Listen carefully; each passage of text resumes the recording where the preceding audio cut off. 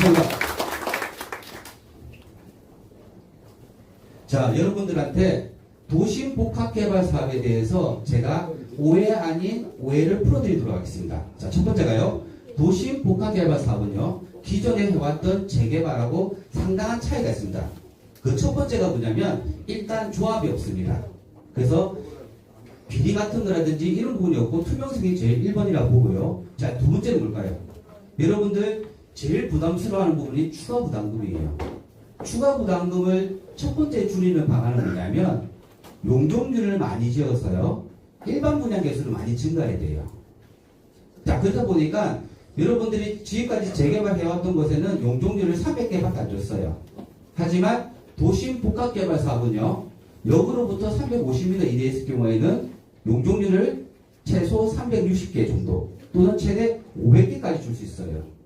여러분들이 제일 걱정하는 그 부분이잖아요. 뭐냐면 공사비가 계속 올라가는데 이러다가 정말 추가 부담금 많이 늘어나는 거 아니야? 라고 생각하실 수가 있는데, 그 첫 번째 방안이 한 번 지을 때 용적률을 최대 지어가지고 일반 분양을 많이 함으로써 그 수입원을 충당하고 여러분들에게 추가 부담금을 줄이기 위한 방안입니다. 자, 그리고 이 도심, 하지만 유독히 서울만 이게 보시는 것처럼 강한 규제가 나오는 바람에 다른 지역과 다르게 저희들은 지금 엄청 엄격하게 지금 도시복합개발 사업구역을 정했고요. 그나마 다행인 부분이 저희들은 이 강력한 규제에도 해당이 없다 보니까 갑자기 여러분들 오늘 보시면서 보셨죠? 지금 다른 데서 막 하고 싶어서 막 설명한다고 하잖아요. 그거는 조합원들한테는 좋은 선택의 권한을 보고 그만큼 여기 구역이 이제 드디어 사업을 할 수 있다는 걸 그 점을 강조하시면 될 것 같습니다. 자, 그래서 제일 중요한 건 뭐냐면 올해 6월 1일자에 서울시 조례 시행 규칙이 공포가 되다 보니까 사업을 어떻게 할 수 있는지에 대한 정확한 가이드라인이 나오게 됐어요. 자, 그리고 보시는 것처럼 기존에 왔던 뭐 조합 방식 같은 경우는 조합에 대한 비전문성, 제일 중요한 건 사업이 너무 지연됐습니다. 그리고 뭐 공공무주도 방식 같은 경우는 말은 엄청나게 획일적으로 사업 진행한다지만은 생각보다 추진이 안 됐고요. 저희들은 보시는 것처럼 이제는 종합장이 없습니다. 신탁사가 저희들 대신해서 사업을 하든지 또는 리츠가 사업을 주관을 하고요. 여기 보시는 것처럼 6월 1일 날 공포가 되면 이 부분에 대한 가이드라인이 정확하게 나오게 됩니다. 자, 여러분들 보시는 것처럼 이 도시복합에 두 가지가 있어요. 첫 번째가 뭐냐면 성장 거점형이라는 좀 어려운 단어가 있지만은 이 부분은 보시는 것처럼 우리가 아파트만 짓는 게 아니고 지산도 지어야 되고 근생도 지어야 되고 용적률 많이 받으려면 숙박시설도 지어야 돼요. 그럼 여러분 생각해 보십시오. 저희 구역은 상가를 많이 짓는 게 좋을까요? 아파트를 많이 짓는 게 좋을까요?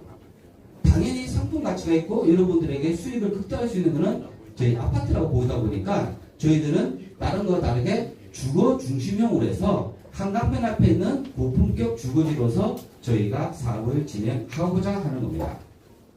자, 보시는 것처럼 기존에 했던 신속통합계획 방식 그리고 LH, SH가 하는 공공재개발 방식보다는 저희가 상당수 용적률을 많이 받을 수 있어요. 즉 뭐냐면 재개발 같은 경우는 300% 받는데 저희들은 거의 360% 받을 수 있습니다. 그리고 여러분들이 부담해야 될 금액이 예를 들면 5억이었으면 일반 분양을 많이 해서 더 분양이 잘 되면은 5억의 부담이 4억으로 줄어들 수 있는 그런 장점이 있다는 거예요. 그리고 아직까지는 저희가 함부로 말 못하는 이유가 저희들은 2종 일반 주거지가 대다수입니다. 그래서 종상향을 3종가 준축으로 갈 수 있는데 저희는 6월 1일 공포가 되게 되면 최대 설계를 두 가지를 만들 거예요. 우리에게 용적률을 많이 준다고 하면요, 세상에는 공짜가 없습니다. 용적률을 많이 준 만큼요, 임대주택을 많이 지어야 돼요. 또는 땅을 많이 줘야 되는 상태입니다. 그래서 저희들은 땅 부지가 넓지 않다 보니까 용적률을 많이 준다 해도 아파트를 다 올릴 수가 없어요.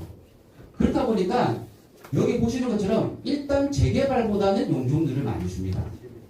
2번, 저희 사업 부지에 대해서 14,000평에 대해서 정말 한강변 쪽에는 어떻게 배치를 해서 조합원들이 한강을 바라볼 수 있도록 그런 부분에 대한 설계를 할 거고요. 그리고 또 뭡니까?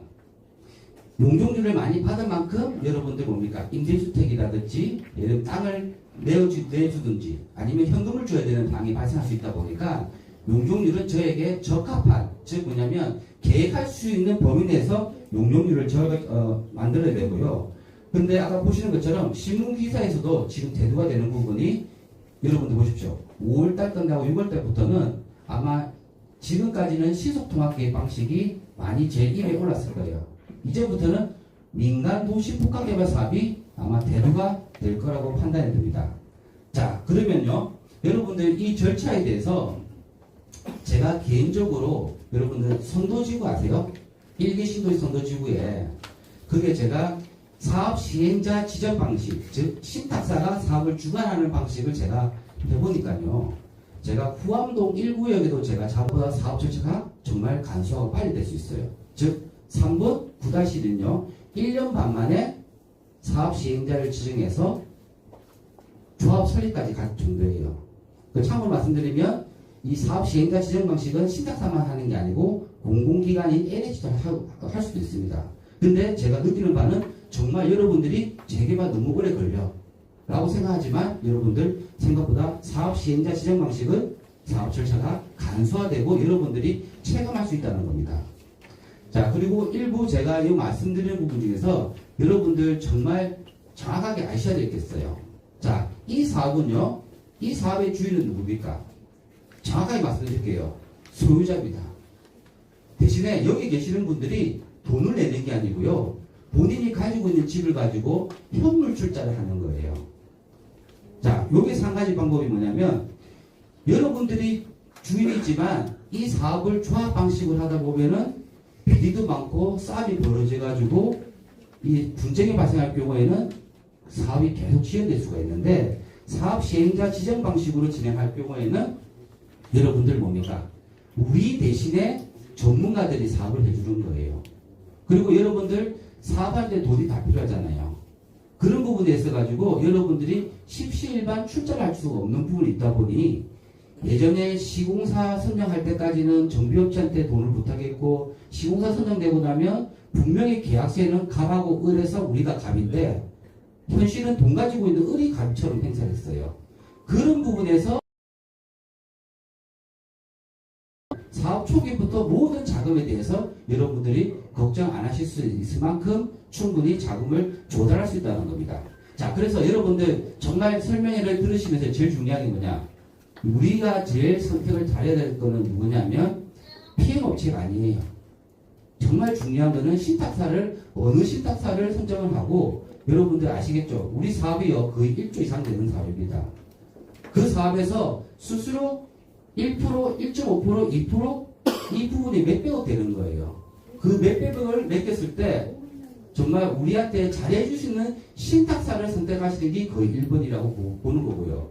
이 피해업체 같은 경우는 여러분들 아시겠지만 여러분들 대신에 손발이 되어가지고 동의서도 받아주고 사업을 같이 행정적으로 진행해주는 업체가 피해업체라고 보시면 될 겁니다. 그리고 아시는 것처럼 설계업체는요. 저희가 앞으로 설계를 보여드리는데 이 설계는요. 계속 바뀝니다. 저희들이 처음에 잡았던 설계안 그리고 여러분 아시겠지만은 그 혁신도시지구로 지정되면은 그때 나오는 설계안 그리고 여러분들이 제일 좋아하시는 부분이 예를 들면 시공사 삼성이라든지 이런 데서 들어오게 되면 또 설계가 또 바뀌게 됐어요. 그래서 이런 부분에서 설계업체가 있는 부분이 있고 세 번째는 뭡니까? 저는 한 가지 말씀을 드리고 싶은 부분이 저는 현재 서울에서요. 재개발 재건축의 갈등 조정 책임감으로 있어요. 즉 뭐냐면 주민들 간의 갈등이 벌어지고 문제가 발생할 경우는 제가 제3자로서 가서 이 일을 해결해 주는 일을 합니다. 저 또한 그런 일을 하다 보니까 여러분들 사업 초기에 제일 중요한 부분이 뭐냐면 주민들 간에 분쟁이 발생되면 안 돼요. 그래서 저희도 사업을 진행하려고 하고 있고요. 다른 데서 하려고 하고 있어요. 그러면 소유자 입장에서는 야 갑자기 왜 이래? 할 만큼 아시겠죠? 좋은 선택이지만 이 부분이 여러분들이 선택을 하듯이 즉 저울지에 올려놓고 어느 업체가 잘하는지 지켜보시는 것보다는 지금까지 여러분들한테 지켜봐왔던 이 업체들하고 주민분들께 모여가지고 한 군데를 선택하셔야 됩니다. 그래서 저도 그쪽에 있는 분들하고 얘기를 해서 저는 제일 첫 번째가 뭐냐면 분쟁이 발생되면 안 된다. 그거는 다들 이권 때문이고 이익 때문이잖아요. 근데 저는 그렇게 생각하지 않고 제 같은 경우는 일단 분쟁 발생하지가 않아야 되고 두 번째는 뭘까요? 최대한 조합원들이 수수료도 작게 내고 최대한 용역비를 절감할 수 있는 방안에서 그런 부분에서 선택할 수 있는 권한이 돼야 되는데 이런 부분이 업체들한테 약간 뭡니까? 밀리면 안 되다 보니까 여러분들 저는 그렇습니다. 추집 위원장도 아니고 이 현장에서 올라와가 여러분들하고 많은 교감을 가졌다고 생각 들어요.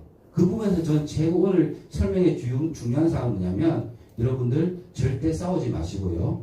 마지막 선택할 때, 즉 동의서 증거할 때는 저는 반드시 한 개의 업체로서 갈 수 있도록 준비를 하도록 하겠습니다. 자, 저는 여기까지 설명을 드리고 이제부터는 우리 사업구역에 대해서 전문가들이 와서 어떻게 사업을 계획할 건지를 먼저 말씀을 듣도록 하겠습니다. 자, 그러면은 명성 DNC의 이용호 대표님께서 그 뒤에 사업의 일정을 말씀해 주시기 바라겠습니다.